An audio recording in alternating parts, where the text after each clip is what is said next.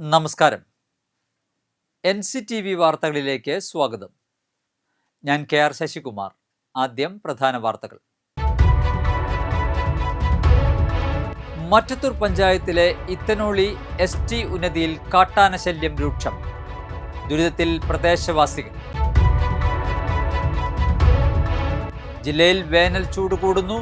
ജനങ്ങൾ ജാഗ്രത പാലിക്കണമെന്ന് മുന്നറിയിപ്പ്. കാട്ടുപന്നി ശല്യത്താൽ വലഞ്ഞ കർഷകർക്ക് ആശ്വാസവാർത്ത. കാട്ടുപന്നികളെ വെടിവെക്കുന്നതിൽ ആയുധ ലൈസൻസ് ഉള്ള വ്യക്തികൾക്കുള്ള വിലക്ക് താൽക്കാലികമായി മരവിപ്പിച്ച് സർക്കാർ ഉത്തരവിറക്കി. അളഗപ്പ നഗർ പഞ്ചായത്തിലെ വട്ടനാത്ര PWD ബ്രാഞ്ച് റോഡിന്റെ നിർമ്മാണം ആരംഭിച്ചു. ചെമ്പുച്ചിറ ശ്രീ മഹാദേവ ക്ഷേത്രത്തിലെ പൂരം കാവടി മഹോത്സവം ഈ മാസം 26-ന് ആഘോഷിക്കുമെന്ന് ഭാരവാഹികൾ അറിയിച്ചു. കോടാലിയിൽ കോൺഗ്രസ് നേതൃ കൺവെൻഷൻ സംഘടിപ്പിച്ചു. പുതുക്കാട് സെന്ററിൽ ബൈക്കിന് തീപിടിച്ചു. അഗ്നിരക്ഷാ സേനയെത്തി തീയണച്ചു. ആർക്കും പരിക്കില്ല.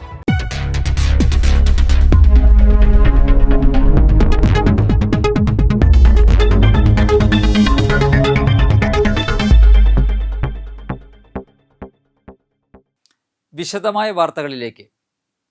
മറ്റത്തൂർ പഞ്ചായത്തിലെ വെള്ളിക്കുളങ്ങര വാർഡ് 11-ലെ ഇത്തനോളി ST ഉന്നതിയിൽ കാട്ടാന ശല്യം രൂക്ഷമാകുന്നു. കഴിഞ്ഞ 2 ദിവസമായി കാട്ടാനകൾ മേഖലയിൽ തമ്പടിച്ചിരിക്കുകയാണ്.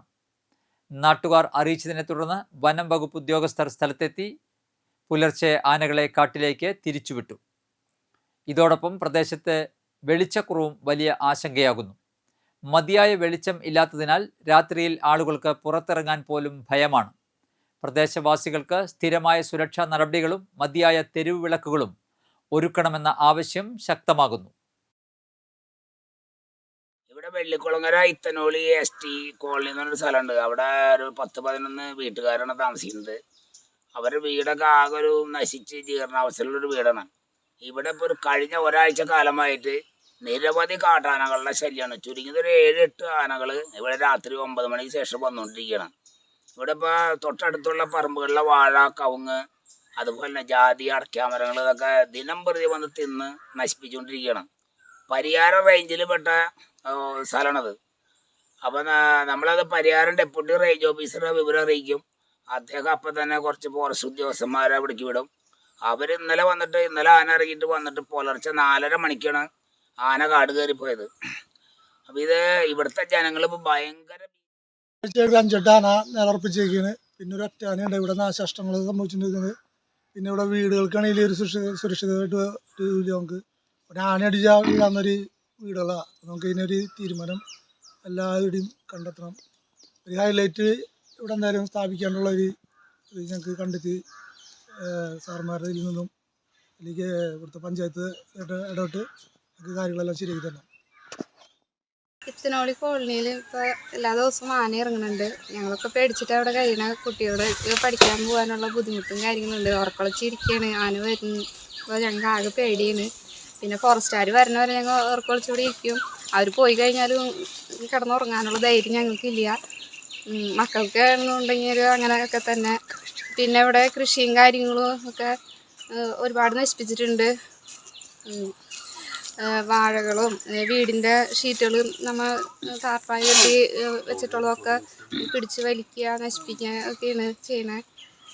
ഇനി ഞങ്ങളെ വീട്ടിലേക്ക് അതിക്രമിച്ച് കയറുന്നതിന് അധികം സമയമില്ലാത്ത രീതിയിലാണ് എല്ലാം കൂടി ഞങ്ങൾക്ക് ഇപ്പോൾ പേടിയായിക്കൊണ്ടിരിക്കുന്നത്. ഫോറസ്റ്റുകാർ വന്നു കഴിഞ്ഞാൽ അവരുടെ ഇത്തിരി നേരത്തെ അവരുടെ പ്രയത്നം കഴിഞ്ഞ് അവരും പോകും. അവർക്ക് മറ്റു കോളനികളിലേക്ക് ഇതുപോലെ വിളികൾ വരുന്നുണ്ടെന്ന് പറഞ്ഞവർ പോവുകയാണ് ചെയ്യുന്നത്. ജില്ലയിൽ വേനൽ ചൂട് കൂടുന്നു. ജനങ്ങൾ ജാഗ്രത പാലിക്കണമെന്ന മുന്നറിയിപ്പ്. തൃശൂർ അടക്കം 9 ജില്ലകളിൽ യെല്ലോ അലർട്ട് പ്രഖ്യാപിച്ചു. സംസ്ഥാനത്ത് വേനൽ കടുത്തതോടെ വരും ദിവസങ്ങളിൽ താപനില സാധാരണയേക്കാൾ 2 മുതൽ 4 ഡിഗ്രി സെൽഷ്യസ് വരെ ഉയരാൻ സാധ്യതയുണ്ടെന്ന് കേന്ദ്ര കാലാവസ്ഥാ വകുപ്പ് മുന്നറിയിപ്പ് നൽകി.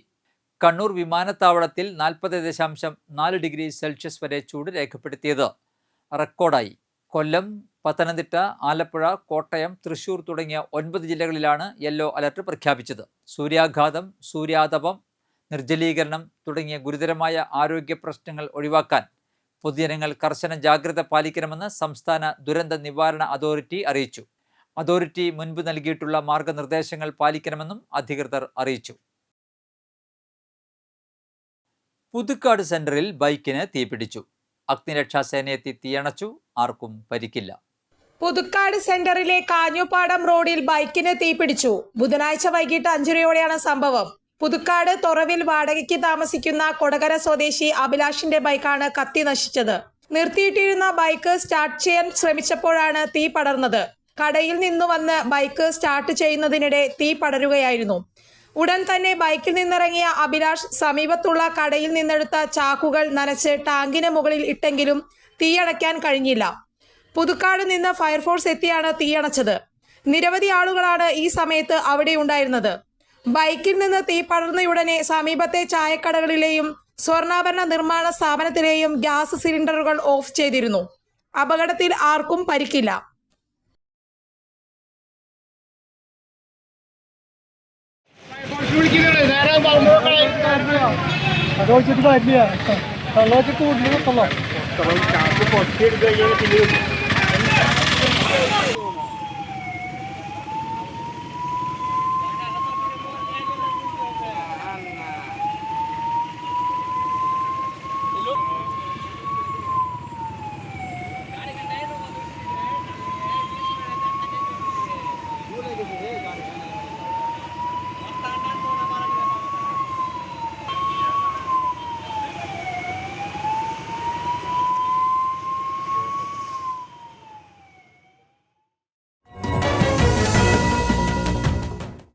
പ്രതിപക്ഷ നേതാവ് വി.ഡി. സതീശൻ നയിക്കുന്ന UDF പുതുയുഗയാത്രയ്ക്ക് പുതുക്കാട് സ്വീകരണം നൽകുന്നതിനുള്ള ഒരുക്കങ്ങൾ പൂർത്തിയായി.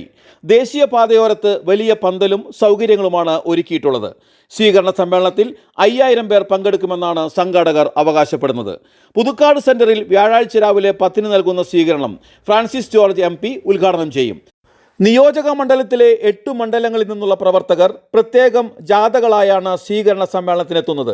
പുതുക്കാട് പഞ്ചായത്ത് ഓഫീസിന് മുന്നിൽ നിന്നും യാത്രയെ സംഘാടക സമിതിയുടെ നേതൃത്വത്തിൽ വാദ്യാഘോഷങ്ങളോടെ സ്വീകരിച്ചാനയിക്കും. സ്വീകരണ സമ്മേളനത്തിൽ UDF സംസ്ഥാന ജില്ലാ നേതാക്കൾ പങ്കെടുക്കുമെന്ന് UDF നിയോജക മണ്ഡലം ചെയർമാനും സംഘാടക സമിതി ചെയർമാനുമായ KL ജോസ്, DCC സെക്രട്ടറിയും വർക്കിംഗ് ചെയർമാനുമായ KM ബാബുരാജ്, UDF നിയോജക മണ്ഡലം convener Soman Muthrathikkara, DCC secretary K Gopalakrishnan, രക്ഷാധികാരികളായ Congress Puthukkad block president Sudhan Karayil, Congress Alakappanagar block president Alex Chukkiri തുടങ്ങിയവർ അറിയിച്ചു. കേരള നിയമസഭയിലെ പ്രതിപക്ഷ നേതാവും സംസ്ഥാന UDF ചെയർമാനുമായ വി.ഡി. സതീശൻ നയിക്കുന്ന പുതുയുഗ യാത്ര നാളെ ഫെബ്രുവരി 19-ാം തീയതി കാലത്ത് 10 മണിക്ക് പുതുക്കാട് നിയോജക മണ്ഡലത്തിൽ എത്തിച്ചേരുകയാണ്. UDF നിയോജക മണ്ഡലം കമ്മിറ്റിയുടെ നേതൃത്വത്തിൽ വലിയ സ്വീകരണമാണ് നാളെ ഞങ്ങൾ ഒരുക്കിയിരിക്കുന്നത്. യാത്രയെ സംബന്ധിച്ചിടത്തോളം കേരളത്തിലെ കഴിഞ്ഞ 10 വർഷമായി നിലനിൽക്കുന്ന LDF സർക്കാരിൻ്റെ ദുർഭരണത്തിനെതിരെ ജനങ്ങളെ ചേർത്ത് പിടിച്ചുകൊണ്ടുള്ള ഒരു പുതുയുഗ യാത്രയാണ് വി.ഡി. സതീശൻ്റെ നേതൃത്വത്തിൽ ഇവിടെ എത്തിച്ചേരുന്നത്. ഈ യാത്ര ഇവിടെ എത്തിച്ചേരുമ്പോൾ പുതുക്കാട് നിയോജക മണ്ഡലത്തിലെ UDF സ്നേഹിക്കുന്ന മുഴുവൻ പ്രവർത്തകരും നേതാക്കളും മതേതരത്വവും ജനാധിപത്യവും ഈ നാട്ടിൽ നിലനിൽക്കണമെന്ന് ആഗ്രഹിക്കുന്ന പൊതുസമൂഹവും ഈ സ്വീകരണ യോഗത്തിൽ പങ്കെടുക്കും. ഞങ്ങൾ നിയോജക മണ്ഡലം കമ്മിറ്റിയുടെ വിലയിരുത്തലിൽ 5000 പ്രവർത്തകരാണ് ഇവിടെ എത്തിച്ചേരുക. 1000-ഓളം വരുന്ന മഹിളാ കോൺഗ്രസ് പ്രവർത്തകരും ബാക്കി 4000-ഓളം ജൻസ് പ്രവർത്തകരും ഈ പരിപാടിയിൽ പങ്കെടുക്കും.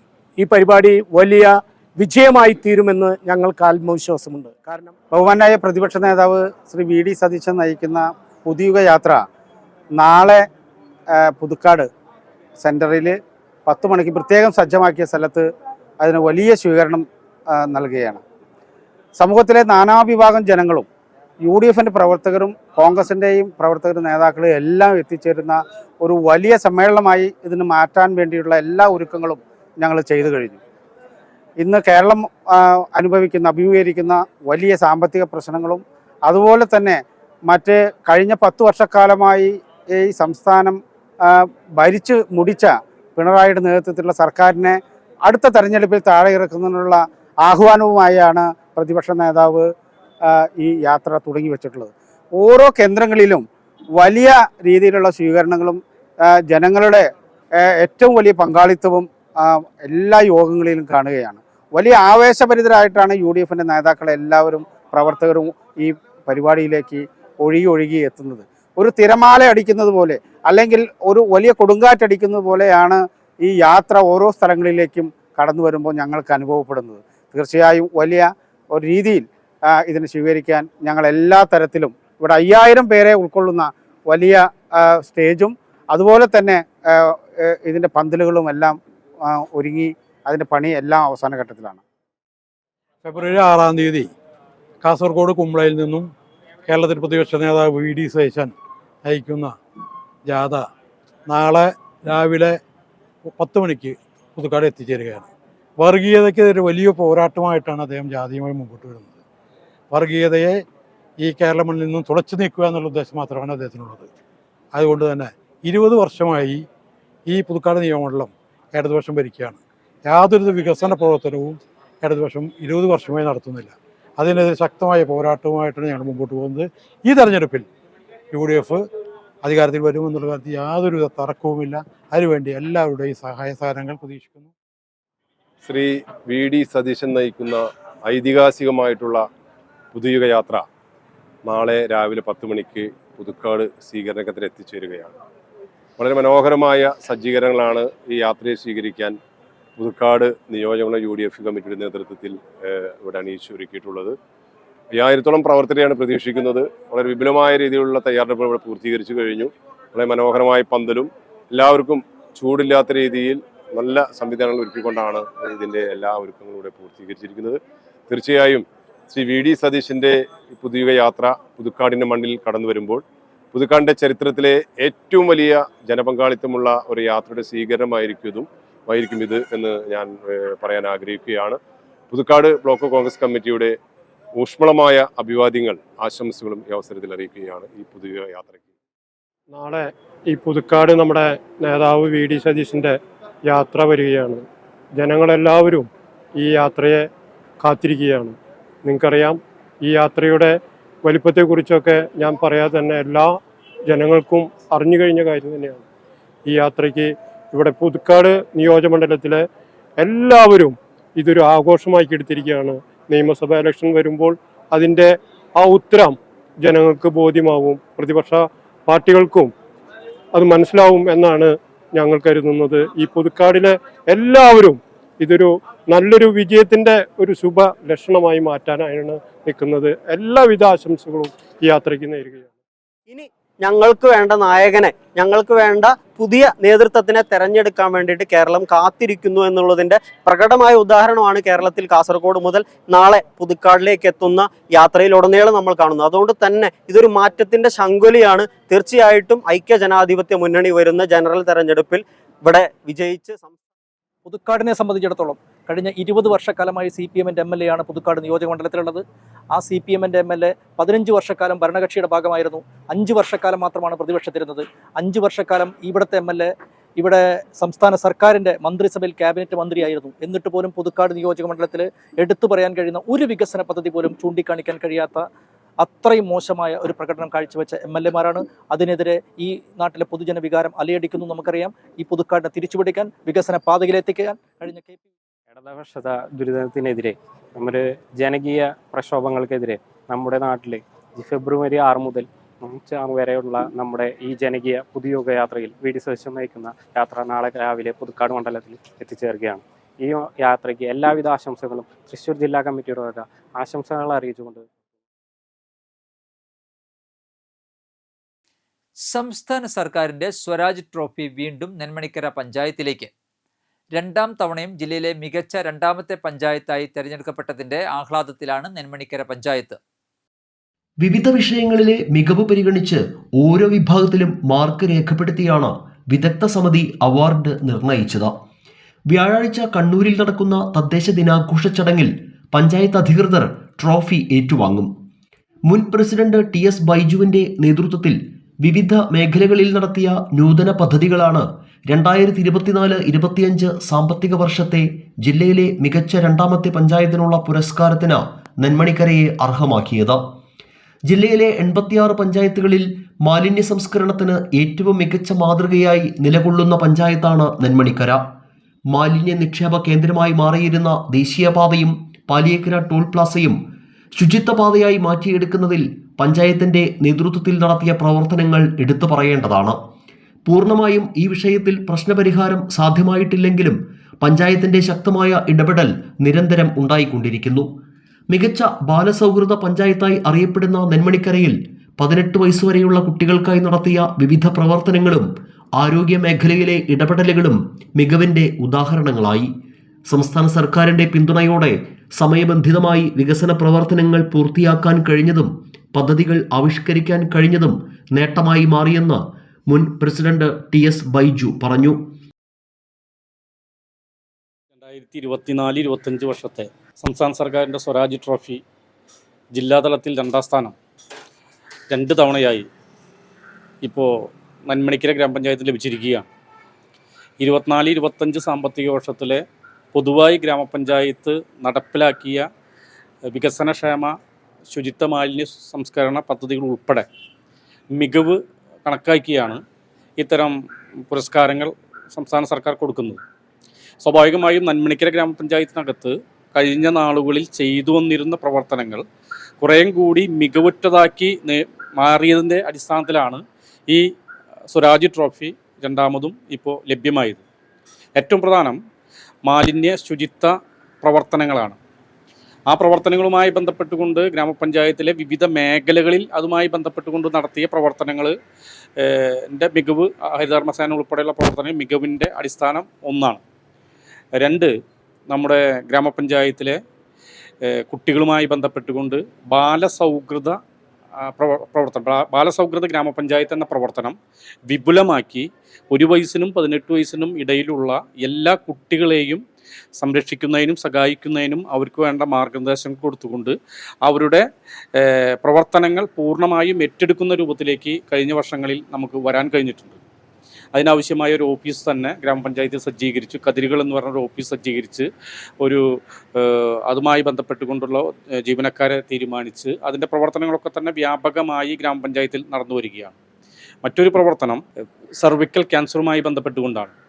നമ്മുടെ ഗ്രാമപഞ്ചായത്തിൽ മാത്രമാണ് ഒരു 19 വയസ്സിനും 26 വയസ്സിനും ഇടയിലുള്ള പെൺകുട്ടികൾക്കും നമ്മുടെ സഹോദരിമാർക്കും ക്യാൻസർ വരാതിരിക്കുന്നതിന് വേണ്ടിയുള്ള ഗർഭാശയകള ക്യാൻസർ വരാതിരിക്കുന്നതിന് വേണ്ടിയുള്ള പദ്ധതി നടപ്പിലാക്കുന്നത്. ഇപ്പോൾ കഴിഞ്ഞ 3 വർഷക്കാലമായി അത് നടപ്പാക്കി വരികയാണ്. 6 വർഷക്കാലം കൊണ്ട് പൂർണ്ണമായും ഈ കാറ്റഗറിയിലുള്ള ഗർഭാശയകള ക്യാൻസർ പ്രതിരോധ പദ്ധതി പൂർണ്ണമായും നടപ്പിലാക്കണം എന്നാണ് നമ്മൾ ഉദ്ദേശിച്ചിരിക്കുന്നത്. അത് വളരെ മികവുറ്റ ഒരു പ്രവർത്തനമായി ചെയ്തു വരികയാണ്. അതോടൊപ്പം തന്നെ കഴിഞ്ഞ സാമ്പത്തിക വർഷത്തെ 2024-25 സാമ്പത്തിക വർഷത്തെ പൊതുവായ എക്സ്പെൻഡിച്ചർ 100% ടാക്സ് കളക്ഷൻ, അതിലുപരി സദ്ഭരണം, ജില്ലയിലെ തന്നെ ഫയലുകൾ തീർപ്പാക്കുന്നതിൽ ഏറ്റവും പ്രധാനപ്പെട്ട റോൾ വഹിക്കുന്ന ഒരു ഗ്രാമപഞ്ചായത്ത് സമയാസമയങ്ങളിൽ ഫയലുകൾ തീർപ്പാക്കി പൊതുജനങ്ങൾക്ക് ആവശ്യമായ സേവനം കൂടുതൽ പ്രദാനം ചെയ്യാൻ ശ്രമിക്കുന്ന ഒരു പ്രവർത്തനം കൂടി ഇതിൻ്റെ ഭാഗമായിട്ടുണ്ട്. മറ്റൊരു പ്രവർത്തനം എന്ന് പറഞ്ഞാൽ ലൈഫ് പദ്ധതിയുമായി ബന്ധപ്പെട്ടുകൊണ്ടാണ്. ലൈഫ് പദ്ധതിയിലെ നിലവിലുള്ള ലൈഫ് പദ്ധതിയിൽ ഉൾപ്പെട്ട ഭൂമിയുള്ള മുഴുവൻ ആളുകൾക്കും എഗ്രിമെൻ്റ് വയ്ക്കുന്നതിനും അതുമായി ബന്ധപ്പെട്ടുകൊണ്ട് പ്രവർത്തനം തുടങ്ങുന്നതിനും നമുക്ക് സാധിച്ചു. ഭൂമിയില്ലാത്തവർക്ക് വേണ്ടി നമ്മൾ 1 ഏക്കർ സ്ഥലം നമ്മുടെ ഗ്രാമപഞ്ചായത്തിൽ മടവാക്കര ദേശത്ത് വാങ്ങി 50 ലക്ഷം രൂപ MLAയുടെ ബഡ്ജറ്റ് അലോക്കേഷനിൽ കുത്തി ഒരു നബാർഡുമായി ബന്ധപ്പെട്ടുകൊണ്ട് ഒരു പദ്ധതി ഗ്രാമപഞ്ചായത്ത് ആലോചിക്കുന്നുണ്ട്. അപ്പോൾ അടുത്ത 2 വർഷക്കാലം കൊണ്ട് അത് പൂർണ്ണമായി നടപ്പാക്കുന്നതിനുള്ള പ്രവർത്തനം ലൈഫ് മേഖലയുമായി ബന്ധപ്പെട്ടുകൊണ്ട് നടക്കുകയാണ്. പൊതുവെ കഴിഞ്ഞ നാളുകളിൽ ഗ്രാമപഞ്ചായത്തിനകത്ത് പൊതുജനങ്ങളുമായി ബന്ധപ്പെട്ടുകൊണ്ട് ഈ ഗ്രാമപഞ്ചായത്തിലെ മുഴുവൻ ജനങ്ങളുമായി ബന്ധപ്പെട്ടുകൊണ്ടുള്ള അവരുടെ പ്രശ്നങ്ങൾ പരിഹരിക്കുന്നതിന് വേണ്ടി എല്ലാ ഇടപെടലും ഇപ്പോൾ ബാലസൗഹൃദ ഗ്രാമപഞ്ചായത്തുമായി ബന്ധപ്പെട്ടുകൊണ്ട് നമ്മുടെ രാജ്യത്ത് ഒരു ഗ്രാമപഞ്ചായത്ത് ഒരു ഫുട്ബോൾ അക്കാദമി നടത്തുന്നുണ്ടെങ്കിൽ അത് നെന്മണിക്കര ഗ്രാമപഞ്ചായത്താണ്. ബാസ്കറ്റ് ബോൾ അക്കാദമി നടത്തുന്നുണ്ടെങ്കിൽ അത് നെന്മണിക്കര ഗ്രാമപഞ്ചായത്താണ്. അങ്ങനെ വിവിധ മേഖലകളിലുള്ള വിവിധങ്ങളായ കുട്ടികൾക്കും എല്ലാവർക്കും ഗുണകരമായ പദ്ധതികൾ നടപ്പിലാക്കുക. എല്ലാ പഞ്ചായത്തിലെ മുഴുവൻ അംഗനവാടികൾക്കും കെട്ടിടം 20 അംഗൻവാടികൾക്കും കെട്ടിടവും അതുമായി ബന്ധപ്പെട്ടുകൊണ്ടുള്ള പശ്ചാത്തല സൗകര്യം ഒക്കെ ഒരുക്കിക്കൊണ്ട് പൊതുവെ ഒരു തദ്ദേശ സ്വയംഭരണ സ്ഥാപനങ്ങളുടെ ഏറ്റവും പരമപ്രധാനമായ ഉത്തരവാദിത്തങ്ങൾ ഏറ്റെടുത്ത് നടപ്പാക്കാൻ കഴിഞ്ഞതാണ് കഴിഞ്ഞ നാളുകളിൽ ഈ നേട്ടത്തിനൊക്കെ തന്നെ കാരണം. പൊതുജനങ്ങളും മറ്റു എല്ലാവരും തന്നെ ജീവനക്കാരുൾപ്പെടെ ജനപ്രതിനിധികൾ ഉൾപ്പെടെ എല്ലാവരുടെയും ഒരു സഹായവും സഹകരണവും ഉണ്ടായിട്ടുണ്ട്. പ്രത്യേകിച്ച് കിലയിലെ സുകന്യ മേഡവും അതോടൊപ്പം തന്നെ ധന്യയും അതോടൊപ്പം തന്നെ നമ്മുടെ അശ്വതിയും ഉൾപ്പെടെ നിരവധി ആളുകളുടെ സഹായം ഇതിൻ്റെ പിന്നിലുണ്ട്. കൃത്യമായി അത് പ്രവർത്തിച്ചതിൻ്റെ ഭാഗമായിട്ടാണ് ഇത് ഇങ്ങനെ നമുക്ക് 2ാം തവണയും സ്വരാജ് ട്രോഫിക്ക് അർഹമായത്. എല്ലാവിധ സന്തോഷവും ഇതിൻ്റെ ഭാഗമായി രേഖപ്പെടുത്തുന്നു. പുരസ്കാര നേട്ടത്തിൽ വലിയ അഭിമാനമുണ്ടെന്നും ഈ നേട്ടം നിലനിർത്തുകയാണ് നിലവിലെ ഭരണസമിതിയുടെ ലക്ഷ്യമെന്നും കഴിഞ്ഞ ഭരണസമിതിയിലെ അംഗവും നിലവിലെ പഞ്ചായത്ത് പ്രസിഡന്റുമായ VT വിജയലക്ഷ്മി പറയുന്നു. 24-25 വർഷത്തെ സ്വരാജ് ട്രോഫി ഈ പ്രാവശ്യവും 2ാം വട്ടം നെന്മണിക്കര ഗ്രാമപഞ്ചായത്ത് നിലനിർത്തി. അത് കഴിഞ്ഞ ഭരണസമിതിയുടെ എന്താ പറയുക, ഒരിക്കൽ പോലും ഞങ്ങൾ ഒരു തെല്ല് അങ്ങോട്ടും ഇങ്ങോട്ടും നീങ്ങി നിൽക്കാതെ തുടർച്ചയായി പ്രസിഡന്റിൻ്റെ നിർദ്ദേശപ്രകാരമുള്ള പ്രവർത്തനങ്ങളുടെ ബലമാണ് ഞങ്ങൾക്കിത് കിട്ടിയിരുന്നത്. ശുചിത്വ രംഗത്ത് ഞങ്ങൾ കൈവരിച്ച നേട്ടം ഇപ്പോൾ നാഷണൽ ഹൈവേയുമായി ബന്ധപ്പെട്ടുകൊണ്ട് നമ്മൾ പാലിയേക്കര ടോൾ പാസ് തൊട്ട് ഇവിടം വരെ 1.5 കിലോമീറ്റർ ഇത്രയും ചുറ്റളവിൽ നോക്കുകയാണെങ്കിൽ തന്നെ ഇപ്പോൾ ശബരിമല സീസൺ കഴിഞ്ഞതിന് ശേഷം എന്നും ഞങ്ങൾ വൃത്തിയാക്കി കഴിഞ്ഞായിരുന്നു. പക്ഷെ ഇപ്പോഴും അതിനൊരു തീരുമാനമായിട്ടില്ല. ഇന്ന് നമ്മൾ വൃത്തിയാക്കി കഴിഞ്ഞാൽ നാളെ അതിനേക്കാൾ വീണ്ടും കൊണ്ടിടും. എന്നാലും ഞങ്ങളത് പിന്നോട്ടില്ല. കൈകൊണ്ട് ഞങ്ങൾ മെമ്പർമാരടക്കം നിന്നിട്ടാണ് ഞങ്ങളത് വൃത്തിയാക്കി നിലയിൽ എത്തിച്ചത്. അതേമാതിരി തന്നെ വീടുകളിൽ നിന്നും പ്ലാസ്റ്റിക് ശേഖരിക്കുന്നതിലും ഇപ്പോഴും എവിടെയെങ്കിലും ആൾക്കാർ കൊണ്ട് തട്ടി വിടുക, ഇങ്ങനെ മാലിന്യങ്ങൾ ഇടുന്നു എന്ന് പറഞ്ഞു കഴിഞ്ഞാൽ ഞങ്ങൾ ഇവിടെ നിന്ന് പോവും, അത് പരിശോധിക്കും. മെമ്പർമാരുണ്ടാവും, ആ കൂട്ടത്തിൽ ഉദ്യോഗസ്ഥരുണ്ടാവും. അതിൽ നിന്ന് എന്തെങ്കിലും ഒരു കുറിപ്പ് കിട്ടുകയാണെന്ന് വെച്ച് കഴിഞ്ഞാൽ ഞങ്ങൾ അവരെ തേടി പിടിച്ച് അതൊന്നെങ്കിലും അവരെ കൊണ്ട് എടുപ്പിക്കും, അല്ലെങ്കിൽ ഫൈൻ അടപ്പിക്കും. അത് വേണ്ട കാര്യങ്ങൾ ചെയ്യും. ഇത് മാത്രമല്ല, എല്ലാ രംഗത്തും കഴിഞ്ഞ പഞ്ചായത്ത് ഭരണസമിതി നിങ്ങൾക്ക് അറിയാവുന്ന കാര്യങ്ങളാണ് പറഞ്ഞു കഴിഞ്ഞു. ഞാൻ അതിനെപ്പറ്റി കൂടുതൽ പറയുന്നില്ല. എല്ലാ രംഗത്തും ഞങ്ങൾ മികച്ച പ്രകടനം തന്നെയാണ് കാഴ്ചവെച്ചത്. തീർച്ചയായിട്ടും ഈ ഭരണസമിതി അതിനെ പിന്തുടരും. കഴിഞ്ഞ ഭരണസമിതിയിൽ ഞാൻ അംഗമായിരുന്നു, 2.5 വർഷക്കാലം വൈസ് പ്രസിഡൻ്റായിരുന്നു. ആദ്യത്തെ 2.5 വർഷക്കാലം. പിന്നീട് വേറെ മുന്നണി ധാരണ പ്രകാരം വേറെ ആളായി. എന്നിരുന്നാൽ പോലും സ്ഥാനമാനങ്ങൾക്ക് അതീതമായി ഞങ്ങൾ കഴിഞ്ഞ പ്രാവശ്യം 15 മെമ്പർമാരായിരുന്നു. 15 മെമ്പർമാരും ഒന്നിനൊന്ന് ഇത്തരം രംഗങ്ങളിൽ ഞങ്ങൾ മികച്ച പ്രകടനം തന്നെ കാഴ്ചവെച്ചിട്ടുണ്ടെന്നാണ് ഞങ്ങളുടെ അതിയായ നിങ്ങളോട് പറയാനുള്ളൊരു കാര്യം. സംസ്ഥാന സർക്കാർ അനുവദിച്ച പദ്ധതി വിഹിതത്തിന്റെ വിനിയോഗത്തിന് പുറമെ അതിദാരിദ്ര്യ നിർമ്മാർജ്ജനത്തിലെ പുരോഗതി, കേന്ദ്രാവിഷ്കൃത പദ്ധതികളുടെ ഫണ്ട് വിനിയോഗം, മാലിന്യ സംസ്കരണം തുടങ്ങിയവയും സ്വരാജ് ട്രോഫി നിശ്ചയിക്കുന്നതിനുള്ള പ്രധാന മാനദണ്ഡങ്ങളിൽ ഉൾപ്പെടുത്തിയിരുന്നു. കാട്ടുപന്നി ശല്യത്താൽ വലഞ്ഞ കർഷകർക്ക് ആശ്വാസ വാർത്ത. കൃഷി നശിപ്പിക്കുന്ന കാട്ടുപന്നികളെ വെടിവയ്ക്കുന്നതിൽ ആയുധ ലൈസൻസുള്ള വ്യക്തികൾക്കുള്ള വിലക്ക് താൽക്കാലികമായി മരവിപ്പിച്ച് സർക്കാർ ഉത്തരവിറക്കി. KK രാമചന്ദ്രൻ MLA ഇടപെടലിലാണ് ഉത്തരവ് ഉണ്ടായത്. തൃക്കൂർ, അളകപ്പനഗർ, വരന്തരപ്പള്ളി, മറ്റത്തൂർ ഗ്രാമപഞ്ചായത്തിലെ കൃഷിയിടങ്ങളിൽ കാട്ടുപന്നി ശല്യം പതിവായതിനാൽ കൃഷി നശിപ്പിക്കുന്ന കാട്ടുപന്നികളെ വെടിവെക്കുന്നതിന് എല്ലാ തോക്ക് ലൈസൻസ് ഉടമകളെയും അനുവദിക്കണമെന്ന് കർഷകരുടെ ആവശ്യമാണ് താൽക്കാലികമായി നടപ്പാക്കുന്നത്. സ്വയം രക്ഷ, വിള സംരക്ഷണം മാത്രം നൽകുന്ന തോക്ക് ലൈസൻസ് ലഭിച്ചവർക്ക് കാട്ടുപന്നിയെ വെടിവെക്കുന്നതിൽ വിലക്കുണ്ടായിരുന്നു. കാട്ടുപന്നി ശല്യം രൂക്ഷമായതോടെ ഇത് കർഷകർക്കും തിരിച്ചടിയായി. കർഷകരുടെ ദുരവസ്ഥ NCTVയും റിപ്പോർട്ട് ചെയ്തിരുന്നു. സ്പോർട്സ് ഗൺ ലൈസൻസ് ഉള്ളവരെ കാട്ടുപന്നി നിർമ്മാർജ്ജനം നിരോധിച്ച സർക്കാർ ഉത്തരവ് കർഷകരോട് കാണിക്കുന്ന വെല്ലുവിളിയാണെന്നും അനീതിയാണെന്നും ഉത്തരവ് അടിയന്തരമായി റദ്ദാക്കണമെന്നാവശ്യപ്പെട്ട് കർഷക കൂട്ടായ്മ ഭാരവാഹികൾ KK രാമചന്ദ്രൻ MLAക്ക് പരാതി നൽകിയിരുന്നു. തുടർന്നാണ് കർഷകരുടെ ആവശ്യം പരിഗണിച്ച് ആയുധ ലൈസൻസ് ഉള്ള വ്യക്തികൾക്കുള്ള വിലക്ക് താൽക്കാലികമായി മരവിപ്പിച്ചത്. കർഷക കൂട്ടായ്മ ഭാരവാഹികളായ PD ജേക്കബ്, ഔസഫ് കൊമ്പൻ, ദീപക് വല്ലച്ചറക്കാരൻ, കവിത കർഷക കൂട്ടായ്മ ഭാരവാഹികളായ Raju Kizhakkoodan, PR Davis, PM Ummer എന്നിവരാണ് കാട്ടുപന്നികളെ കൊല്ലാൻ എല്ലാ തോക്ക് ലൈസൻസ് ഉടമകളെയും അനുവദിക്കണമെന്ന ആവശ്യവുമായി രംഗത്ത് എത്തിയിരുന്നത്. അളകപ്പനഗർ പഞ്ചായത്തിലെ വട്ടനാത്ര PWD ബ്രാഞ്ച് റോഡിന്റെ നിർമ്മാണം ആരംഭിച്ചു. കെ രാമചന്ദ്രൻ MLA നിർമ്മാണോദ്ഘാടനം നിർവഹിച്ചു. അളഗപ്പ നഗർ ഗ്രാമപഞ്ചായത്ത് പ്രസിഡന്റ് ഭാഗ്യവതി ചന്ദ്രൻ അധ്യക്ഷത വഹിച്ചു. കൊടകര ബ്ലോക്ക് പഞ്ചായത്ത് അംഗം ബിന്ദു, ഗ്രാമപഞ്ചായത്ത് അംഗം K വിജീഷ് കുമാർ എന്നിവർ സംസാരിച്ചു. കെ രാമചന്ദ്രൻ MLAയുടെ ആസ്തി വികസന ഫണ്ടിൽ നിന്നും 11.3 ലക്ഷം രൂപ ചെലവിലാണ് നിർമ്മാണം. റോഡ് നികുതി അടയ്ക്കാതെ സർവീസ് നടത്തിയ സ്വകാര്യ ബസ് മോട്ടോർ വാഹന വകുപ്പ് പിടികൂടി. ഗോവിന്ദപുരം തൃശൂർ റൂട്ടിൽ സർവീസ് നടത്തുന്ന കാഞ്ഞിരത്തിങ്കൽ ബസ്സാണ് പിടികൂടിയത്. മോട്ടോർ വാഹന വകുപ്പ് തൃശൂർ എൻഫോഴ്സ്മെന്റ് വിഭാഗം ഇൻസ്പെക്ടർ PV ബിജു 10,000 രൂപ പിഴ ഈടാക്കി. ബുധനാഴ്ച രാവിലെ 6:25ഓടെ തൃശൂർ സ്വരാജ് റൗണ്ടിൽ എത്തിയപ്പോഴാണ് ബസ് പിടികൂടിയത്. വണ്ടിയുടെ നികുതി കഴിഞ്ഞ വർഷം ഡിസംബർ 31 വരെ മാത്രമേ അടച്ചിരുന്നുള്ളൂവെന്ന് ഉദ്യോഗസ്ഥർ പറഞ്ഞു. ചെമ്പുച്ചിറ ശ്രീ മഹാദേവ ക്ഷേത്രത്തിലെ പൂരം കാവടി മഹോത്സവം ഈ മാസം 26-ന് ആഘോഷിക്കുമെന്ന് ഭാരവാഹികൾ വാർത്താ സമ്മേളനത്തിൽ അറിയിച്ചു. ചെമ്പുച്ചിറ നൂലുവള്ളി ദേശക്കാരുടെ നേതൃത്വത്തിൽ നടക്കുന്ന പൂരം എഴുന്നള്ളിപ്പിൽ ഇരുവിഭാഗവും 9 വീതം ഗജവീരന്മാരെ അണിനിരത്തും. 11 കാവടി സെറ്റുകൾ ഒരുമിച്ച് ചേർന്നുള്ള കാവടിയാട്ടം, 1 മണിക്കൂർ നീളുന്ന കുടമാറ്റം, മേളം, പഞ്ചവാദ്യം എന്നിവയും ഉണ്ടാകും. വെള്ളിയാഴ്ച രാവിലെ 8-നാണ് കൊടിയേറ്റം. കൊടിയേറ്റ ദിനം മുതൽ 24 വരെ വൈകിട്ട് വിവിധ കലാപരിപാടികൾ, 27-ന് പള്ളിവേട്ടയും 28-ന് ഉത്സവത്തിന് സമാപനം കുറിച്ച് നൂലുവള്ളി മാനസ സരോവരത്തിൽ ആറാട്ടും നടക്കും. വാർത്താ സമ്മേളനത്തിൽ ക്ഷേത്രം trust president Sreedharan Kalarikkal, secretary Devadas Puthukkadi, vice president Anilan Pattalkkadan, joint secretary Sushanth Chinnangath എന്നിവർ പങ്കെടുത്തു.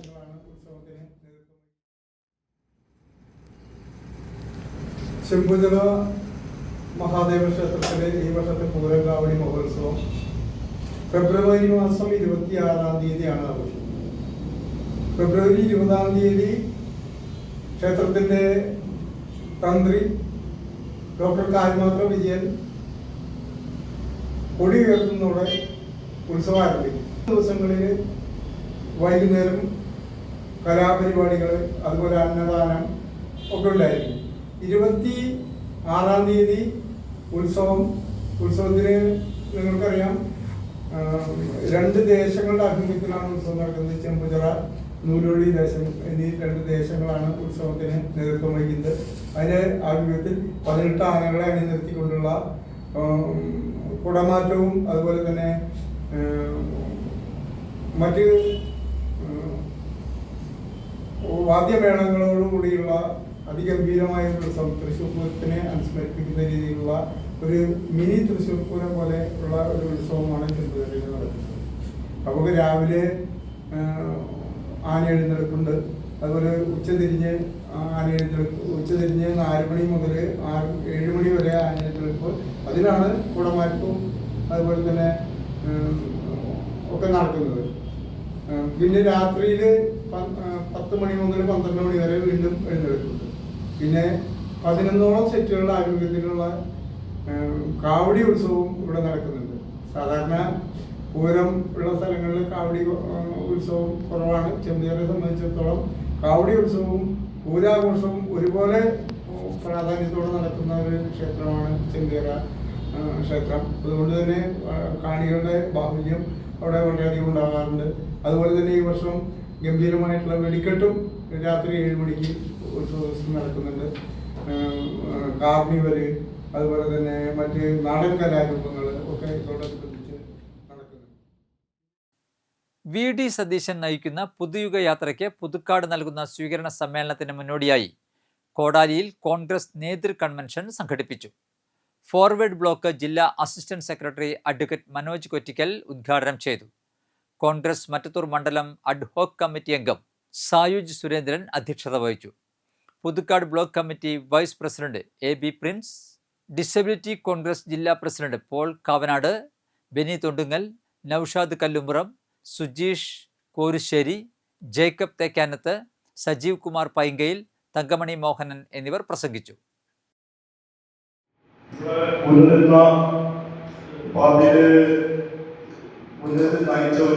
അവരുടെ അഭിപ്രായം എടുത്തിട്ടുണ്ടെന്നാണ് എനിക്ക് തോന്നുന്നത്. എന്നിട്ടാണ് പരിപാടി സംഘടിപ്പിക്കാനായിട്ട് നമ്മൾ തീരുമാനിച്ചത്. അപ്പൊ ഇത് പുതുക്കാട് ബ്ലോക്ക് ഓഫീസിൽ നമ്മളൊരു പരിപാടി ചേർന്നു. ജില്ലാ പ്രസിഡന്റ് ഉൾപ്പെടെയുള്ള ആളുകളുണ്ടായിരുന്നു. KPCCയുടെ അനുമതിയോട് കൂടിയിട്ടാണ് ജോൺ പട്ടക്കാവില് ഞാൻ, അതുപോലെ തന്നെ തോമസിന്റെ പ്രവർത്തകൻ ഒരു ബ്ലോക്ക് ഭാരവാഹി ഇങ്ങനൊരു പരിപാടി സംഘടിപ്പിക്കണമെന്ന് പാർട്ടി പറഞ്ഞു. അപ്പൊ അതിന്റെ ഭാഗമായിട്ടാണ് കേരളത്തിൽ പോയി പറയുന്നു, ഞങ്ങൾ കടമെടുക്കിട്ട് ഞങ്ങൾക്ക് അതിന് അനുകൂലം തരൂ, അനുവാദം തരൂ എന്ന് പറയുന്ന ഒരു സർക്കാരായി ഇടതുപക്ഷ സർക്കാർ ഇവിടെ അതമതിച്ചുകൊണ്ടിരിക്കുന്നു. അത്തരം സാഹചര്യങ്ങൾ അവിടെ നിൽക്കുന്നു. നമുക്കറിയാം, കാർഷിക മേഖല അല്ലെങ്കിൽ വ്യാവസായിക മേഖല അല്ലെങ്കിൽ വിദ്യാഭ്യാസ മേഖല ഏതൊക്കെ മേഖലയിൽ നടന്നാലും നിരാശയില്ലാതെ എന്തെങ്കിലും ഒരു പുരോഗമനപരമായ മുന്നോട്ട് പോകുന്നത് നമുക്ക് കാണാൻ സാധിക്കില്ല.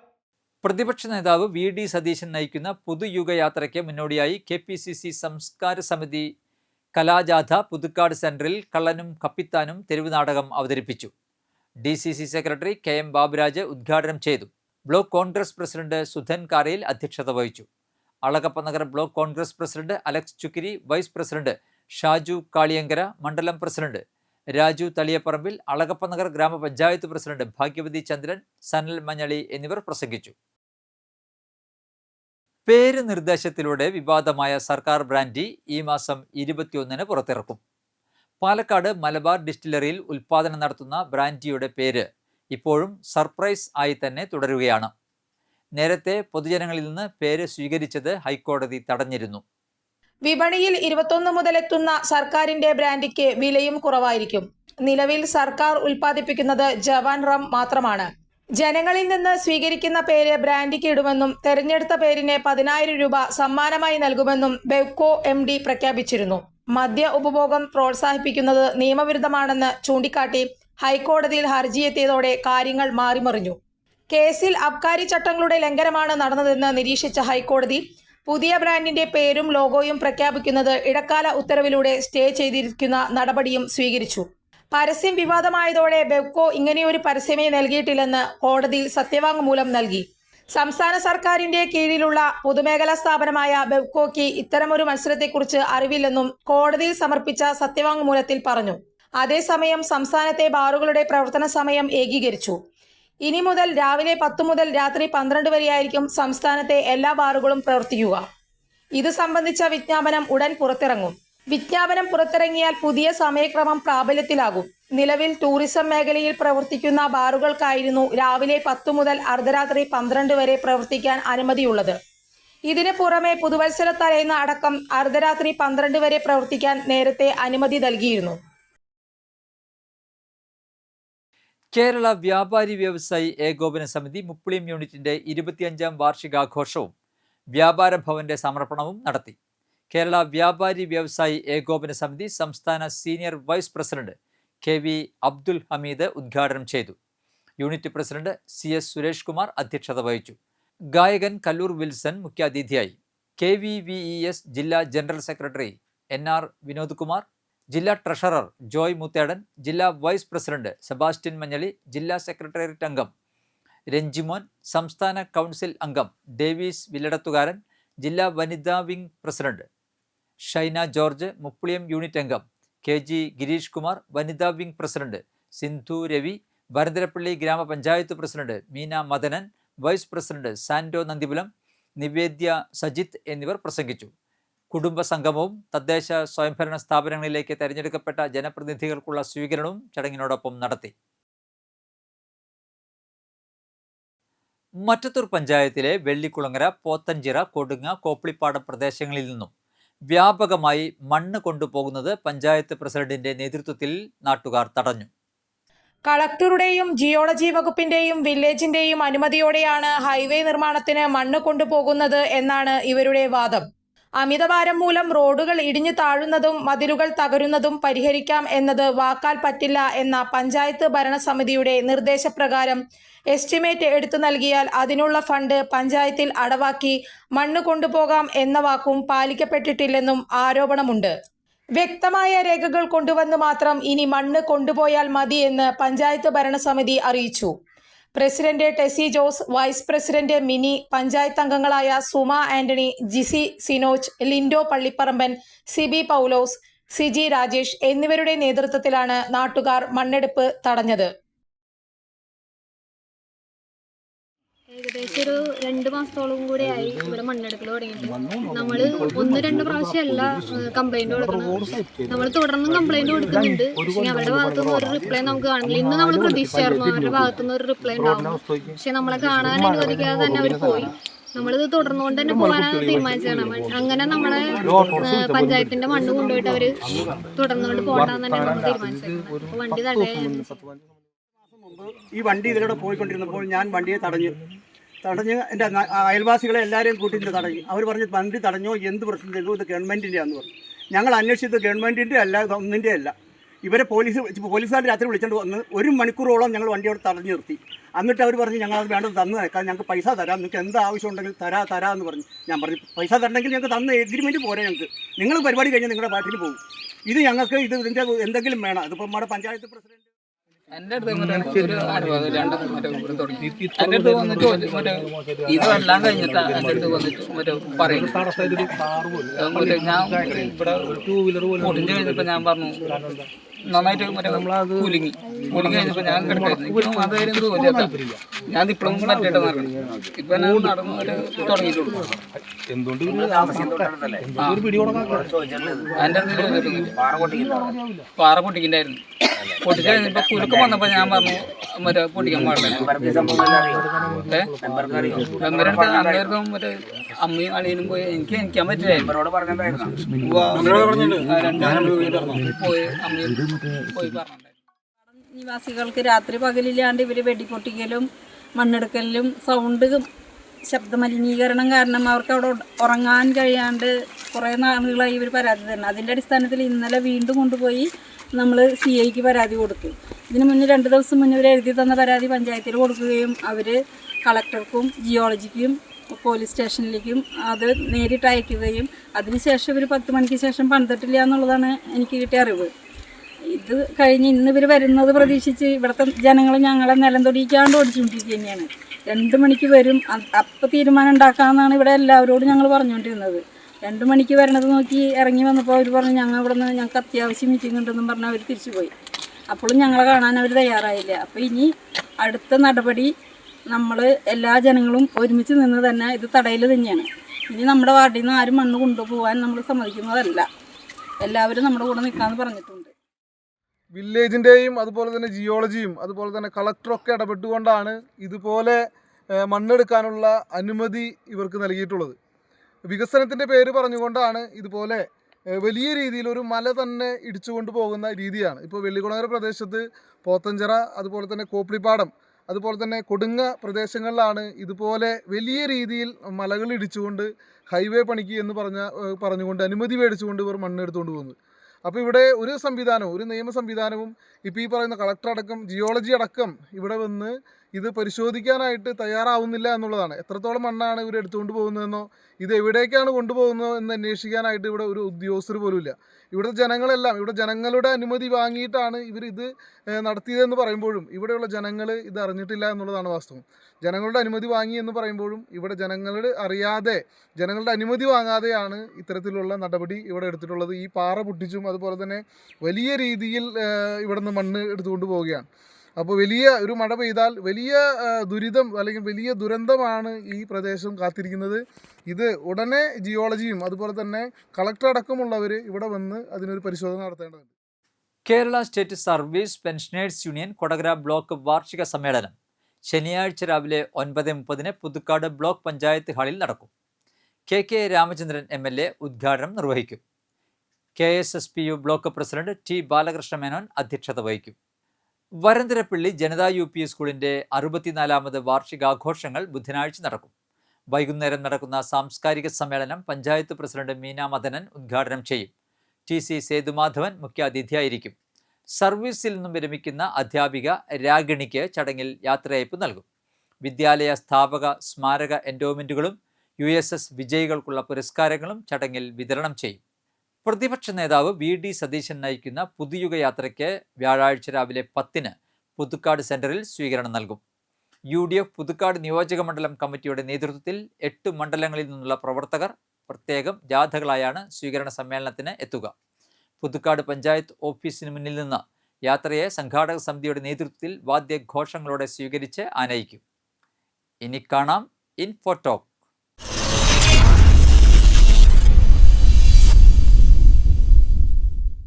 സംസ്ഥാനത്ത് ചൂട് വർദ്ധിച്ചു വരുന്ന സാഹചര്യത്തിൽ സൂര്യാഘാതം, സൂര്യതാപം, നിർജ്ജലീകരണം തുടങ്ങിയ ഗുരുതരമായ ആരോഗ്യ പ്രശ്നങ്ങൾ ഒഴിവാക്കാൻ പൊതുജനങ്ങൾ കർശന ജാഗ്രത പാലിക്കണമെന്ന് സംസ്ഥാന ദുരന്ത നിവാരണ അതോറിറ്റി അറിയിച്ചു. മതിയായ മുൻകരുതൽ സ്വീകരിച്ചില്ലെങ്കിൽ വെയിൽ നേരിട്ടേൽക്കുന്നത് സൂര്യാഘാതം ഏൽക്കാനുള്ള സാധ്യത കൂട്ടാം.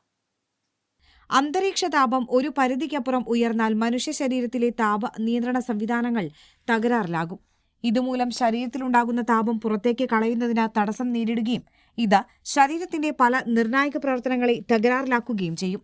ഇത്തരം ഒരവസ്ഥയാണ് സൂര്യാഘാതം.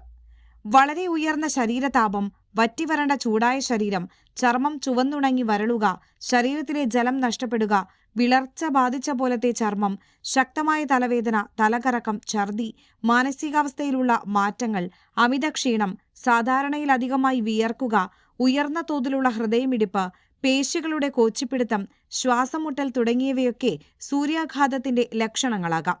സൂര്യാഘാതമേറ്റതായി തോന്നിയാൽ ആദ്യം വെയിലുള്ള സ്ഥലത്തുനിന്നും തണുത്ത സ്ഥലത്തേക്ക് മാറി വിശ്രമിക്കണം.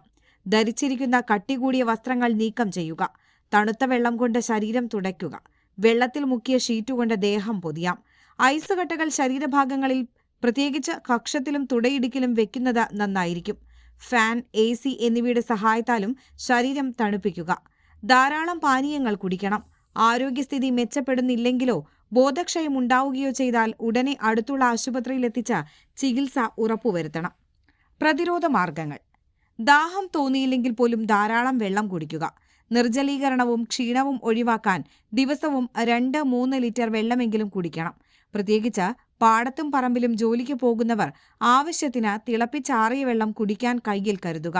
കഞ്ഞിവെള്ളം, നാരങ്ങാവെള്ളം തുടങ്ങിയവ ഉപ്പിട്ട് കുടിക്കുന്നതും നല്ലതാണ്.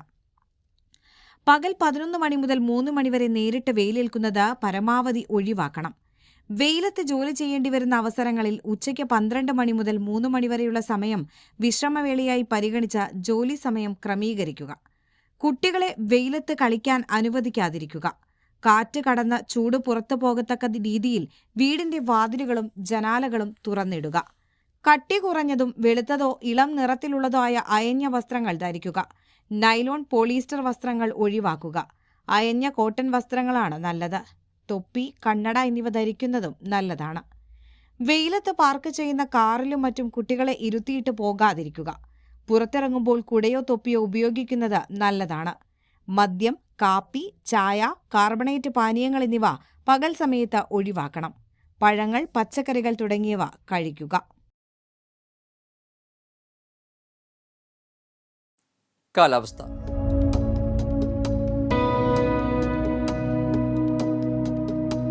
കൂടിയ താപനില 34 ഡിഗ്രി സെൽഷ്യസ്, കുറഞ്ഞ താപനില 23 ഡിഗ്രി സെൽഷ്യസ് രേഖപ്പെടുത്തി. കേരള സംസ്ഥാന പട്ടികജാതി പട്ടികവർഗ വികസന കോർപ്പറേഷൻ 78% പലിശ നിരക്കിൽ 5 സെന്റിൽ കുറയാത്ത വസ്തു ജാമ്യത്തിൻ്റെയോ ഉദ്യോഗസ്ഥ ജാമ്യത്തിൻ്റെയോ ഈടിൽ അനുവദിക്കുന്ന 10 ലക്ഷം രൂപ വരെയുള്ള വാഹന വായ്പകൾക്ക് അപേക്ഷ ക്ഷണിച്ചു. ജില്ലയിലെ പട്ടികജാതി പട്ടികവർഗ വിഭാഗത്തിൽപ്പെട്ട 18-നും 60-നും മധ്യേ പ്രായമുള്ള തൊഴിൽ രഹിതരായവർക്ക് അപേക്ഷിക്കാം. ബന്ധപ്പെടാവുന്ന ഫോൺ നമ്പറുകൾ: land line 048723315556, mobile 9400068508. Chalakudy Krishna ജ്വല്ലറിയിൽ ഇന്നത്തെ സ്വർണ്ണവില.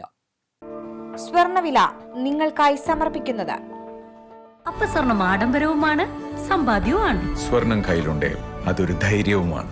Krishna jewellery, gold and diamonds, Chalakudy. ഹൃദയങ്ങൾ കീഴടക്കിയ വിശ്വാസം. സ്വർണം ഗ്രാമിന് 14,135 രൂപ, പവന് 1,13,080 രൂപ. ഒളരിക്കര സീതാറാം ക്വാർട്ടേഴ്സ് സജനം വീട്ടിൽ ഡോക്ടർ PM ശ്രീനിവാസൻ അന്തരിച്ചു.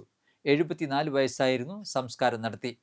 ഡോക്ടർ ശോഭ ശ്രീനിവാസനാണ് ഭാര്യ. ഡോക്ടർ സച്ചിൻ ദേവ്, പരേതനായ സഞ്ജയ് കൃഷ്ണൻ എന്നിവർ മക്കളും. കാർത്തി അശോക് മരുമകളുമാണ്. പ്രധാന വാർത്തകൾ ഒരിക്കൽ കൂടി. മറ്റത്തൂർ പഞ്ചായത്തിലെ ഇത്തനോളി ST ഉന്നതിയിൽ കാട്ടാന ശല്യം രൂക്ഷം. ദുരിതത്തിൽ പ്രദേശവാസികൾ. ജില്ലയിൽ വേനൽ ചൂട് കൂടുന്നു. ജനങ്ങൾ ജാഗ്രത പാലിക്കണമെന്ന് മുന്നറിയിപ്പ്. കാട്ടുപന്നി ശല്യത്താൽ വലഞ്ഞ കർഷകർക്ക് ആശ്വാസവാർത്ത. കാട്ടുപന്നികളെ വെടിവെക്കുന്നതിൽ ആയുധ ലൈസൻസ് ഉള്ള വ്യക്തികൾക്കുള്ള വിലക്ക് താൽക്കാലികമായി മരവിപ്പിച്ച് സർക്കാർ ഉത്തരവിറക്കി.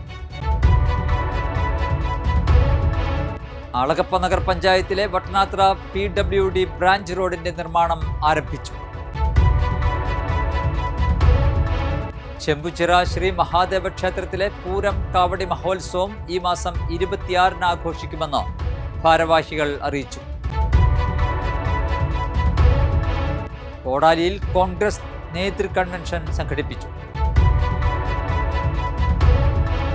പുതുക്കാട് സെന്ററിൽ ബൈക്കിന് തീപിടിച്ചു. അഗ്നിരക്ഷാ സേനയെത്തി തീയണച്ചു. ആർക്കും പരിക്കില്ല.